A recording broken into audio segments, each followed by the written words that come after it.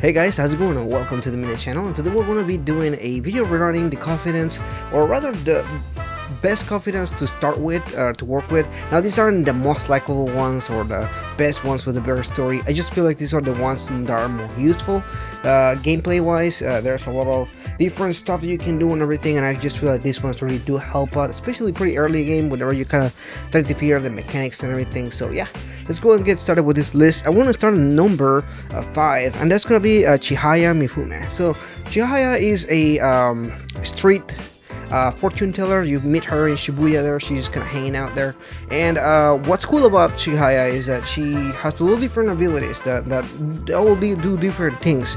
But the one that I really like is the one where kind of deepens the bonds with your confidence and makes it easier for you to build your confidence and everything. This is, to me, crucial for building all the confidence. There's so many all of them that you can find and everything. So I feel like if you are going to kind of try to complete them all and everything, she will be kind of crucial and important for you to be able to do that and as smoother as possible. Obviously there's guides and stuff like that, but I do think that she's a pretty helpful character pretty early on. But moving up next, we have a character they actually meet pretty early on in the story, and that's gonna be Sujiro Sakura. He's the person that took you in as to his home and everything. Kind of, you could say, like a stepfather kind of figure and everything. He's a pretty cool dude, despite how rude he is to you at the beginning, and you learn from him quite a bit. His skill is that he teaches you how to make coffee and curry. Now, what's cool about this is that those turn into items that you can take into the dungeons. These items allow you to heal SP, and I feel like this is the most efficient way to kind of grind through dungeons and everything. You just batch up with a bunch of coffees and curries, because you know, they're pretty important, and I feel like when you're able to, you want to go grind or something and you need extra SP and everything, you have those awesome items. So yeah, I do think, and his confidence is actually pretty good. His storyline is pretty good as well. Moving on next, I have one of these guys that actually, this confident kind of seems a little bit weird when you start up with and everything, and this is gonna be Tornosuke Yoshida. So he is a politician. He's somebody that does public speaking a lot, and you kind of meet him in Shibuya as well. He's right next to the Hello Kitty train and everything, and he's a pretty cool dude. He's very interesting. He's very passionate about what he talks about and everything. But the reason why I really like his confident is because his confident teaches you speech, and that's one of the important skills when you're talking to demons in this game, or personas rather. There's this demon recruiting system which comes back from the original Persona games, and so it's a little bit hard to engage sometimes what you want to say or what the persona is going to want or to hear or anything. So a lot of his abilities involve around talking to the personas to be able to recruit them and everything, and sometimes you can even get a second chance to talk to them and everything. So I think that if you want to finish the compendium and you want to be able to do it as smoothly as possible, he's definitely going to be a character to look out for. His overall character is pretty interesting as well, but most importantly, his skill is pretty cool. Moving up next, we have Hifumi Togo.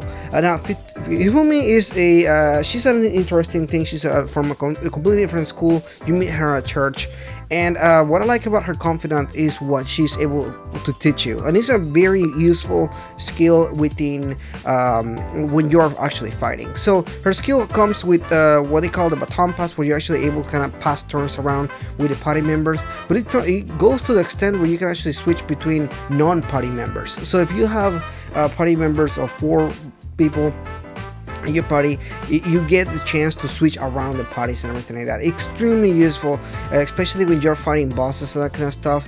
Her abilities can really be life-saving. I think that she's a very good character to kind of meet as soon as you can. I think that her level of importance will be like right at the top, because she's extremely useful. I extremely believe that she's one of the best confidants out there, and her storyline is pretty cool. I like her character too and everything, so definitely want to look out for too. And my last one is gonna be your teacher, Kawakami. So you meet her pretty early on as well, and her confidence is pretty interesting as well. But what happens with her skill, the confident ability that she teaches, is really interesting. So you pretty early on you don't have the ability to go out at night, and a lot of this stuff that you want to do, like reading books and making tools and everything like that takes the rest of the night for you. So a lot of her skills is allowing you to have extra time. I feel like that is the most important thing, because this game already lacks time as it is. You have to decide what to do, what day, and everything like that. So her character allowing you to decide to get more options is good. She allows you to read books in class. She allows you to make tools in class. She allows you to go out at night in days that you can't. So extremely useful character. I think that she's one of the most interesting ones to meet too. She has a pretty interesting storyline, and it can be a waifu for a lot of you guys as well. So it's an extremely interesting character. And as a bonus, I want to throw in one more, just because I don't particularly like his confidant, but he's extremely useful. And this one is gonna be Yuki Mishima. So Mishima is one of your classmates you also meet pretty early on. He's kinda a fan of the Phantom Thieves, and he makes this website called the fan site. And what is important about him is he doubles up your XP. He allows you to earn more XP per battle and everything. That is extremely important. Even though I particularly don't like his character or his storyline or anything like that, I do think that he's a pretty important one as well to look out for. But anyway, that is pretty much in this video here. I just wanted to talk about some of the different characters and some of their different and interesting confidants. Now, all of them are interesting, and these may not fit all of the gameplay styles. I think that there's people that play a different kind of gameplay style than me. I play a lot of RPGs. I'm in for the grind. I'm in for the amount of hours you put into this game and everything.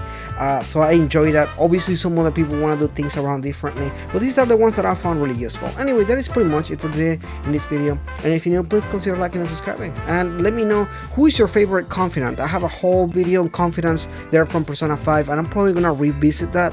Not once that I talk more about Persona 5 Rojo, and I'll wait until spoilers and everything. Anyway, that is pretty much it for today, guys. I'll see you guys next time.